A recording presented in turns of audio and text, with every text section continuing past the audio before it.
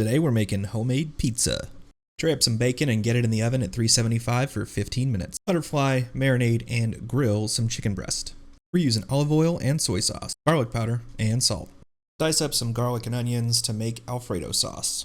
We're using 1/2 onion and a handful of garlic.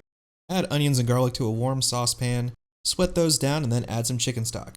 Reduce by half and add some cream. Cook and reduce the cream mixture by about half before adding some grated Parmesan cheese. Cut up your cooked bacon and your cooked chicken onto the pizza dough.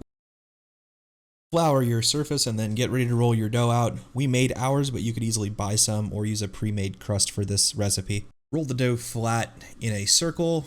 Keeping in mind you want to save some room for crust. Pro tip, you can place the baking dish on top of the pizza dough before you bake it to make sure it's the right size. Fold and transfer the dough so we can get ready to fill it. Once it's in the pan, make the final adjustments, tweaking your crust and pinching things to make it look just right. Lastly, poke some holes in before you add your ingredients. Start with the Alfredo sauce. It should be kind of cool by now. Next up is generous amounts of mozzarella cheese, grilled chicken, and cooked bacon. You could also add other toppings here. Once the pie is assembled, brush the crust with some olive oil. You could also throw in some Parmesan cheese there. Bake at 450 till the cheese is bubbly and the crust is brown. Cut it into slices of your choosing.